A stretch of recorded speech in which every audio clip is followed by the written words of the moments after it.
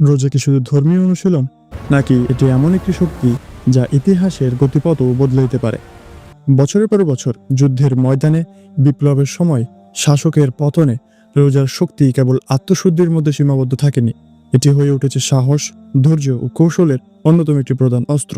আজ আমরা জানব কিভাবে বদরের যুদ্ধ থেকে শুরু করে 1973 সালের যুদ্ধ পর্যন্ত রোজা বিশ্বের বিভিন্ন গুরুত্বপূর্ণ যুদ্ধ ও বিপ্লবের মোড় ঘুরিয়ে দিয়েছে। 1400 বছর আগের কথা, 624 খ্রিস্টাব্দ, মক্কার কুরাইশ বাহিনী 1000 সৈন্য নিয়ে যুদ্ধের জন্য প্রস্তুত। তাদের হাতে আছে অত্যাধুনিক অস্ত্র, সেরা ঘোড়সাওয়ার বাহিনী আর খাদ্য, জল সবই পর্যাপ্ত পরিমাণে মজুদ। অন্যদিকে মুসলিম বাহিনী মাত্র 313 জন, দুর্বল অস্ত্রসজ্জা, অধিকাংশ ছিলেন নতুন মুসলমান। কিন্তু সবচেয়ে বড় চ্যালেঞ্জ ছিল, তারা তখন রমজানের রোজা ছিলেন। তাহলে কিভাবে তারা বিজয়ী হলো? প্রথমত, রোজার কারণে মুসলিম যোদ্ধারা মানসিকভাবে অনেক শক্তিশালী ছিলেন। একটানা অনাহার ও তৃষ্ণা তাদের সহনশীলতা বাড়িয়ে দিয়েছিল। দ্বিতীয়ত, তারা জানতেন এই যুদ্ধ শুধু তাদের অস্তিত্বের জন্য নয়, বরং ন্যায় ও সত্যের যুদ্ধ। ফলে তারা নিজেদের সেরাটা দিতে পেরেছিলেন। এবং তৃতীয়ত, হযরত মুহাম্মদ সাল্লাল্লাহু আলাইহি ওয়াসাল্লাম কৌশলগতভাবে যুদ্ধ পরিচালনা করেছিলেন। কুরাইশ বাহিনী শারীরিকভাবে শক্তিশালী হলেও তারা আত্মতৃষ্টিতে ভুগছিল, আর মুসলমানরা তাদের রোজার ধৈর্যকে কৌশলে পরিণত করেছিল।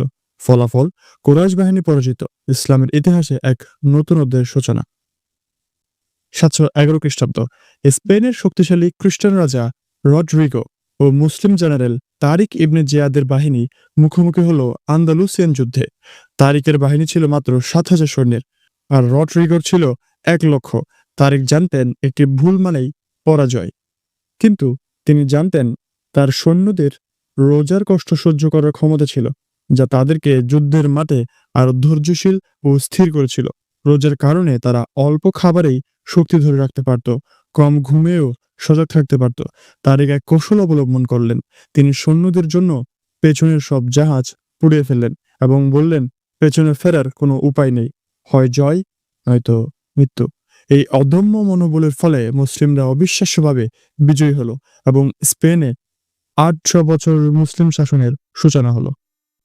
1973 সালের অক্টোবর, সোভিয়েত ইউনিয়নের সহযোগিতায় মিশর ও সিরিয়া একসাথে ইসরায়েলের বিরুদ্ধে আক্রমণ শুরু করে। কিন্তু তাদের সময় নির্বাচন ছিল কৌশলগত। তারা রোজার মাসে যুদ্ধ শুরু করেছিল। ইসরায়েল ভেবেছিল মুসলিম সেনারা রোজার কারণে দুর্বল থাকবে, কিন্তু বাস্তব হয়েছিল উল্টো। রোজার সংযম ও ধৈর্য তাদের মনোবলকে এতটাই শক্তিশালী করে তুলেছিল যে ইসরায়েলের সেনারা পুরোপুরি হতবাক হয়ে গেছিল। যুদ্ধে প্রথমেই মিশরীয় সেনাবাহিনী সিনাই মরুভূমির ইসরায়েলি চৌকিগুলো ধ্বংস করে দেয়। সিরিয়ার বাহিনী গোলান হাইটসে প্রবল আক্রমণ চালায়। ইসরায়েলের মতো শক্তিশালী একটি রাষ্ট্র এই যুদ্ধে পিছু হটতে বাধ্য হয়, যা মধ্যপ্রাচ্যের ইতিহাসে এক নতুন পরিবর্তন আনে। তাহলে রোজা কি কেবলই ব্যক্তিগত সংযমের একটি চর্চা? ইতিহাস বলে রোজা মানুষকে শুধু শারীরিকভাবে নয়, মানসিক ও কৌশলগতভাবেও শক্তিশালী করে তোলে। যুদ্ধের ময়দানে, বিপ্লবের সময়, কঠিন পরিস্থিতিতে রোজার শিক্ষা মানুষকে ধৈর্য, কৌশল ও মনোবলের সর্বোচ্চ স্তরে পৌঁছে দেয়।